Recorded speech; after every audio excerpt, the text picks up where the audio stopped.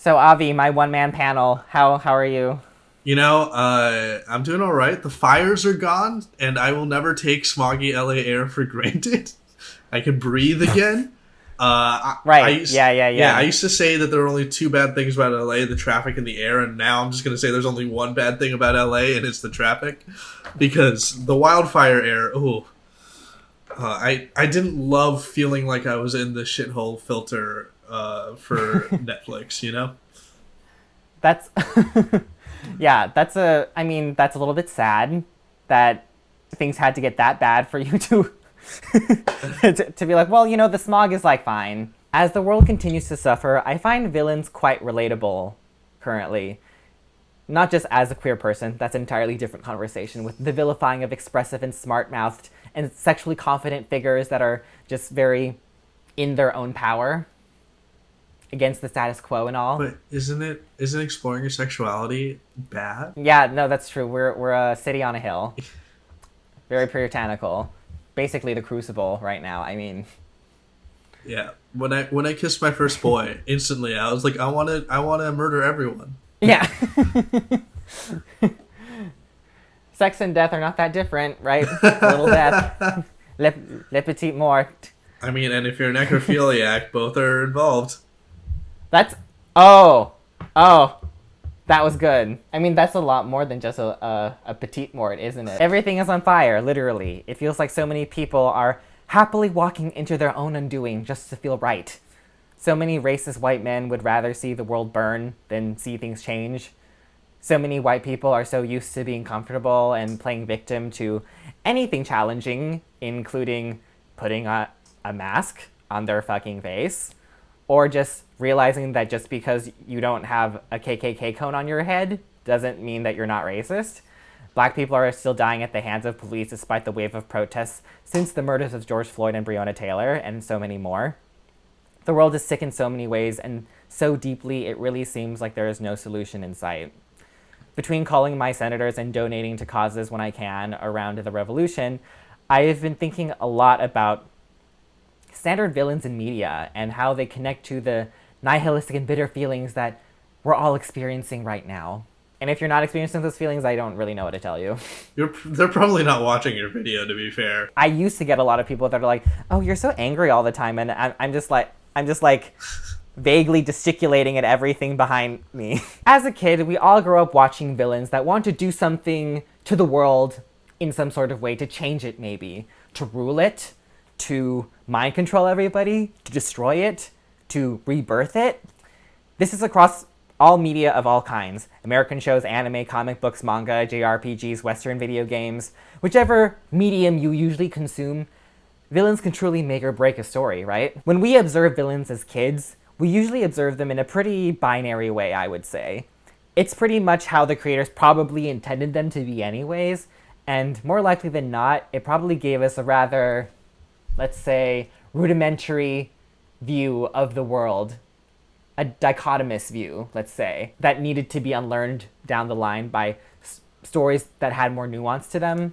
I think we all can relate to the fact that we all might have grown up being conditioned by these stories, thinking that, okay, I'm the good guy, and then there are bad guys. Like I said, this might just be an intention of the creators making a binary, but as I got older, I started noticing the motivations of villains that I previously saw as just pure evil.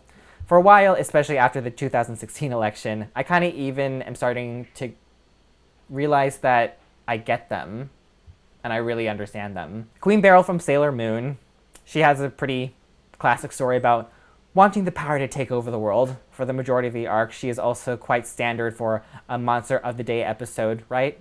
Keeping on sending out monsters, maybe sending out subordinates when she gets tired of sending out monsters, and then at the end of the season, she's the final boss, and of course gets defeated by the power of love and friendship.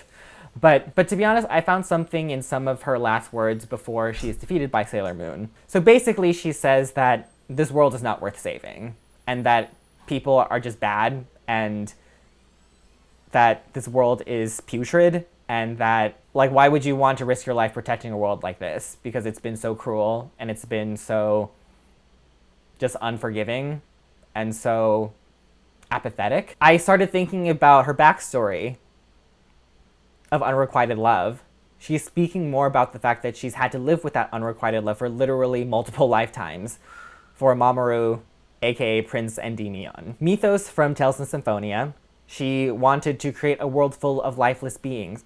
Mythos from Tales and Symphonia. He wanted to create a world full of lifeless beings.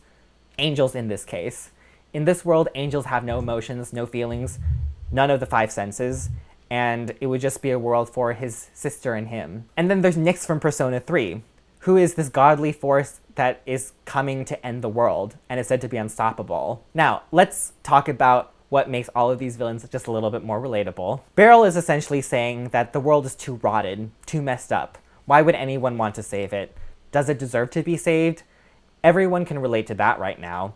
We as a collective have failed so many times, and have been failed so many times, hurt so many times, traumatized so many times, across generations, sometimes to the point where we become what hurts us, and we don't know any better. Mythos was the original hero of old in this story, who supposedly saved the world, but his sister Martel died in the process.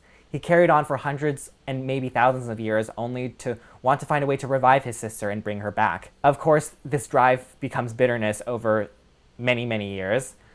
Major spoiler alert, he is the one that created the cycle of sacrificing young children to a pilgrimage just to find his proper vessel for his sister's soul. It's basically like a front.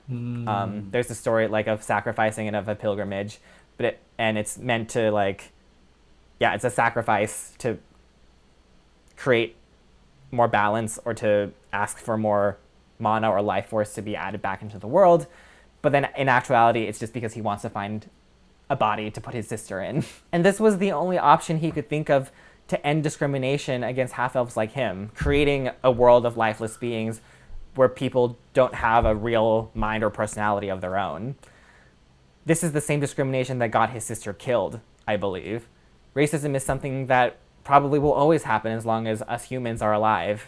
Nyx is revealed to not just be a malicious force. She is simply a manifestation of human subconscious desire for destruction, for the end, for the comfort and embrace of death. When I'm in my darker moments from watching the news, which happens a lot because my parents' generation apparently just really are okay with watching the news on all the time. Yeah. Even about the White House without the second thought, which really freaks me out a little bit. That's just how they are. I often wonder if humanity just doesn't want things to be better at all. I see so many white people, or just people in general, happily following Trump to their own destruction and coming up with every excuse as to why they still want to walk down that path. It feels like a spoiled brat that would rather break their toy than share it with anyone else. I'm really not here to act like everything is okay. That's really not what I'm about, and if you're here looking for some type of toxic positivity bullshit, then you've come to the wrong place. Because I'm not here to act like everything is okay, and acting like everything is okay is probably going to make things worse in the long run. Yeah, but you're an actor. I'm a host. Excuse you. You're a North Hollywood celebrity in my eyes. North Hollywood. Yes. Celebrity. Yes. You're basically treating me like the daytime Emmys. Yes. Yeah, you're a daytime Hollywood celebrity. There we go. Yeah. Yeah, you're No one watches you, but good job.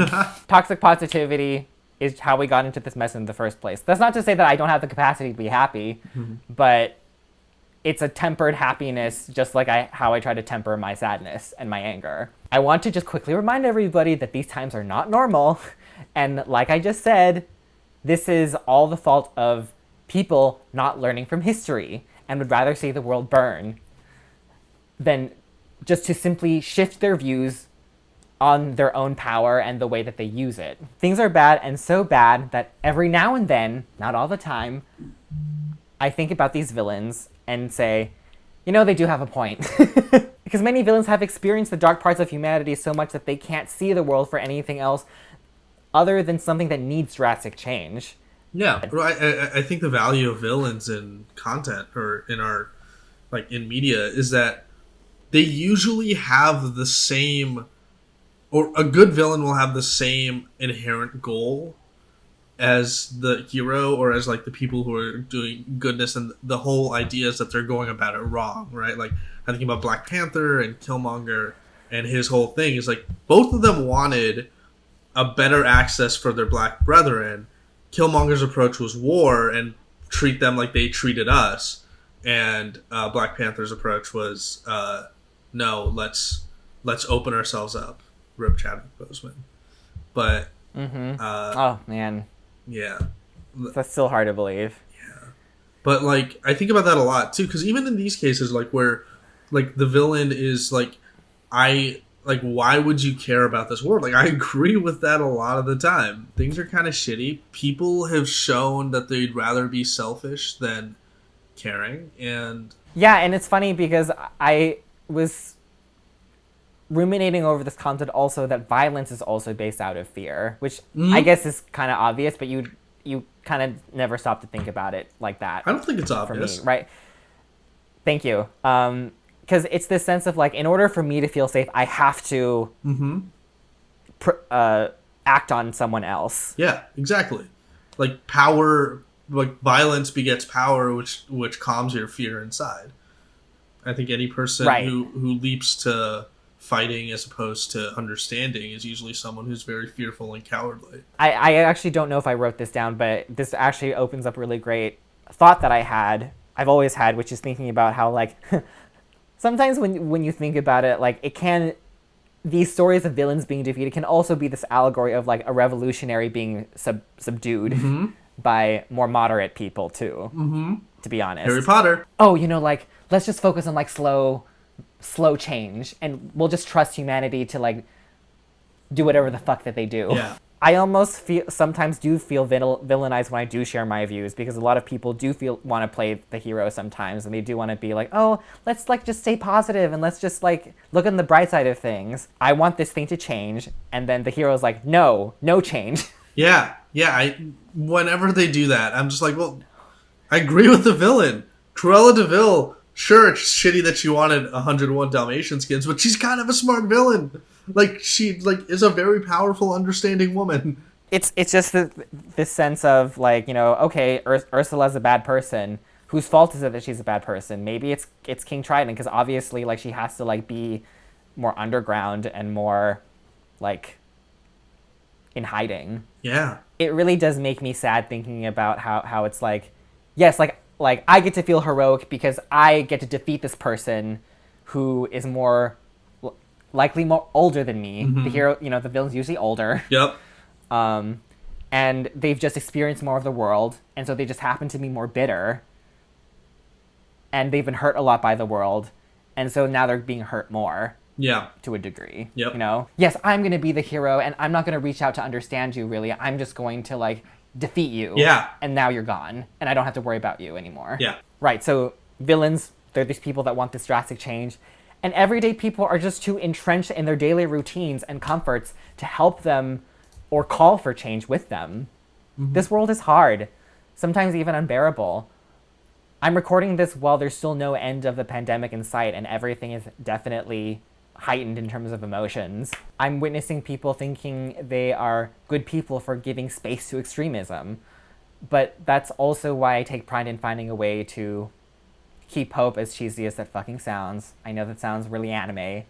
And I know that sounds like just what we just talked about. Like, no, let's keep believing in things. It's all gonna be fine. The relatability of villains is also a testament to decent writing, right? Because like you said, good villains need to be somewhat relatable.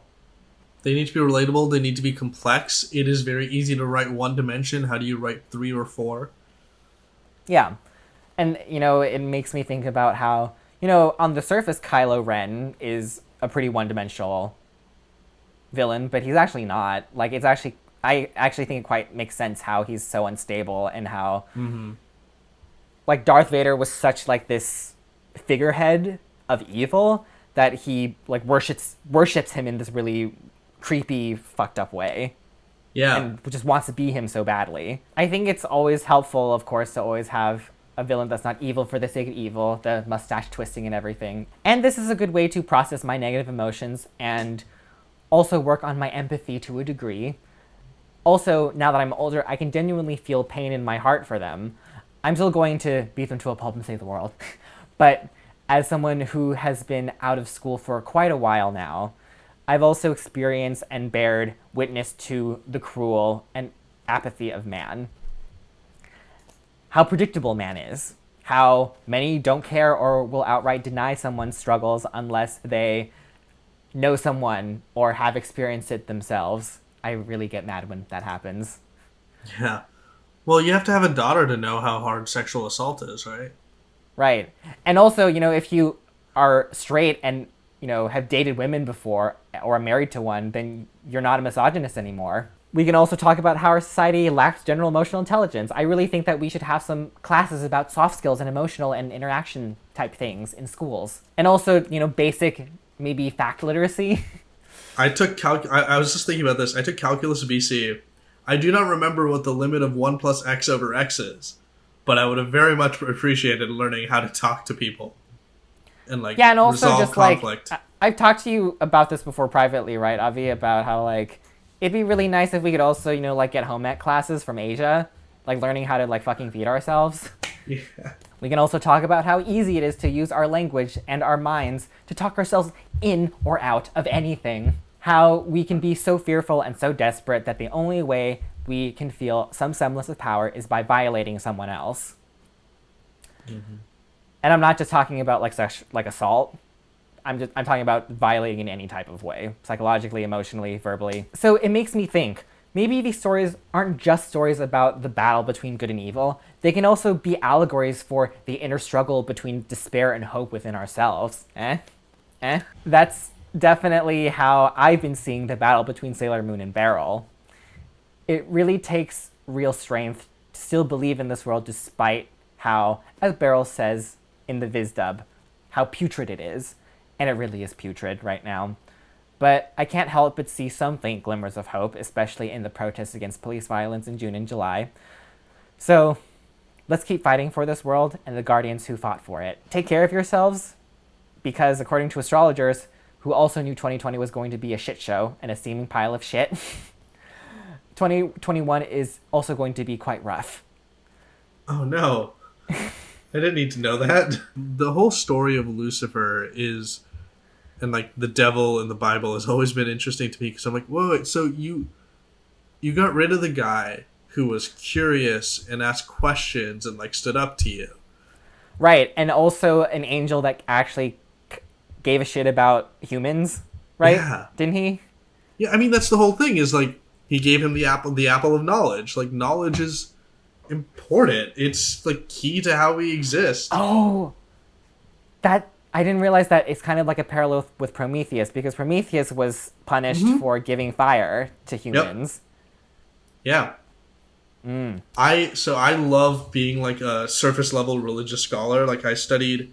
Me too. In college, and this can get to blasphemy very quickly, because I'm just saying religions aren't real. But one of the things I find really interesting is that religion starts to pop up in cultures when there are more than 150 people in a tribe. Do you know what that number represents in psychology? So 150 to 180 is the Dunbar number, which is the number of connections humans can make, sustain.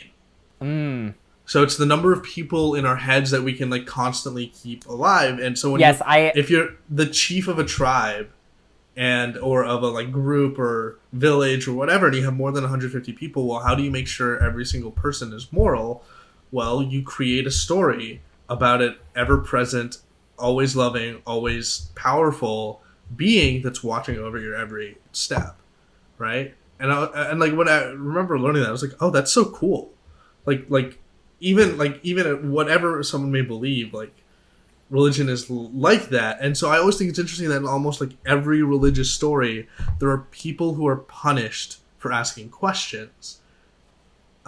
Because my guess is you don't want people asking too many questions, because then they can unravel the fact that this may not be a perfect system, and then they may choose to no longer be moral.